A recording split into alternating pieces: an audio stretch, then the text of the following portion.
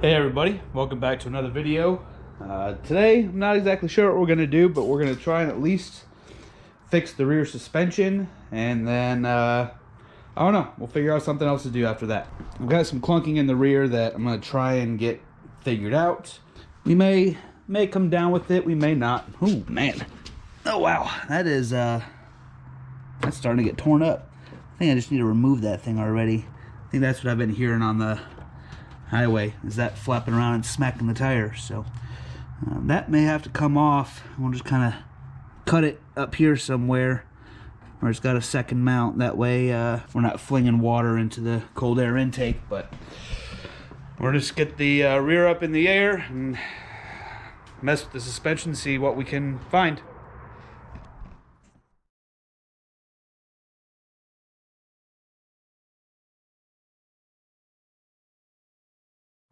So we got the wheels and tires off, and I think I figured out what the problem is.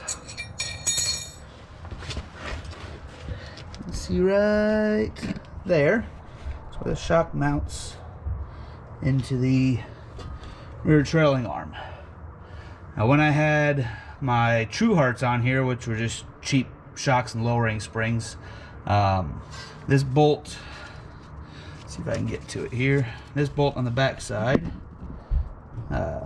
cross-threaded. Like even taking it out, it was already cross-threaded. So it was either take it to a shop and have them basically cut off that welded nut and make it so that I could use this, or spend $300+ on a new trailing arm. And I elected for random shock and a random bolt that's close to the right size, but not quite the right size. As you can see, that's the problem.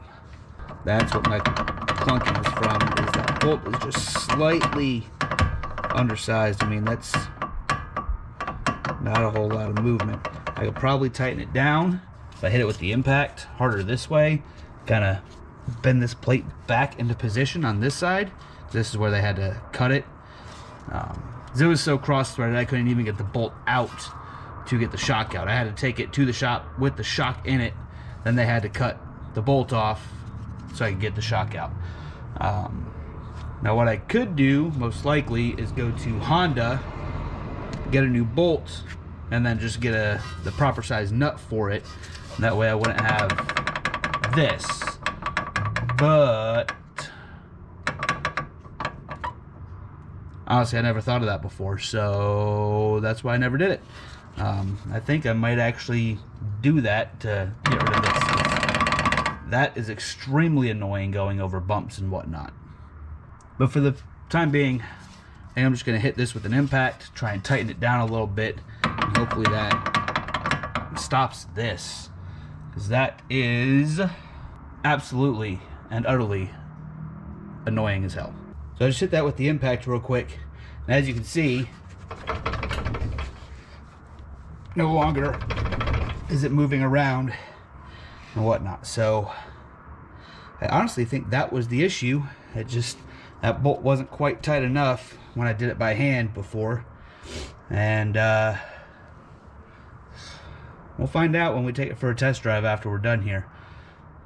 I'll pop the hood and raise up the front off the ground and check the header and the wiring for the O2 sensors, because I've got a check engine light on.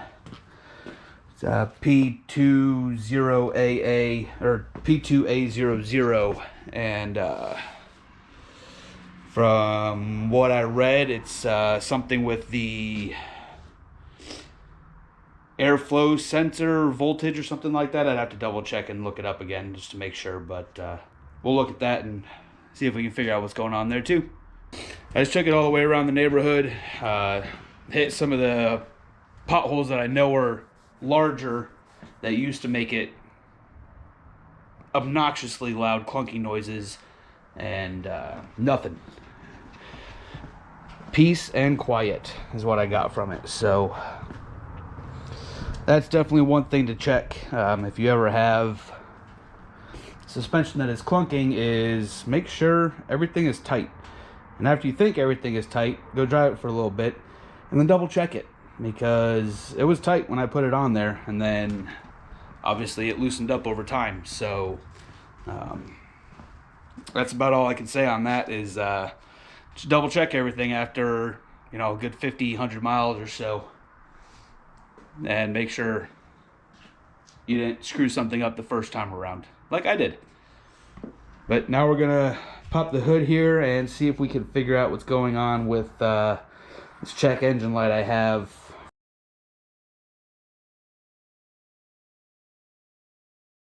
Alright, so while I'm here, I might as well weigh part of the trunk stuff. So this is the top liner piece. And it is, that's really bad lighting. Let's see if we can get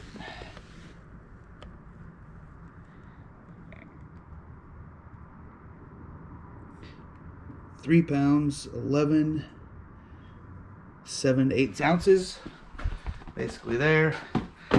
So 3 pounds 12 ounces there, plus the carpet, but I got rid of the carpet a long time ago. That's been out of the car since basically I put the suspension on. So say another 3-4 pounds each side for the carpet. There's another, I don't know, 12 pounds or so out of the car, just out of removing the rear trunk padding and carpeting. Still got the spare in there, which I'm not really sure why, because the spare is definitely not fitting over the Brimbos. So I could probably just remove that too, which I think I might do. So here's the tool kit. And that weighs, see if I can get it to sit on here properly-ish, I should say. That weighs, and let's see if I can pull this out. There we go. Ooh, got it all bright. 5 pounds 3 5/8 ounces. So there's another 5 pounds out of the car there. With that, we've also got the spare. So we're gonna remove this.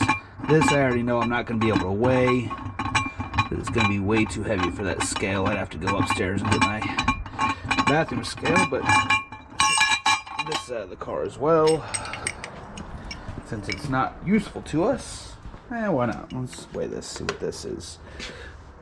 Another 3 1/8 ounces.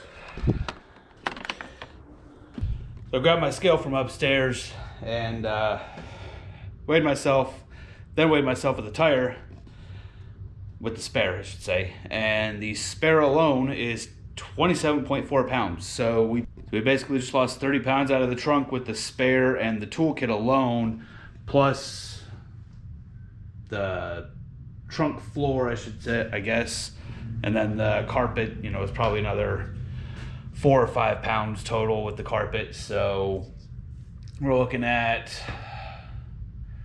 what's that, 30, 33, like, I don't know, 39 pounds we just shaved off the total weight of the car, not including the last video, or 2 videos ago, when we removed the stereo system, which still has the amp and all the wiring and everything else in it. So that's got a lot of ways it can go as well as far as saving weight.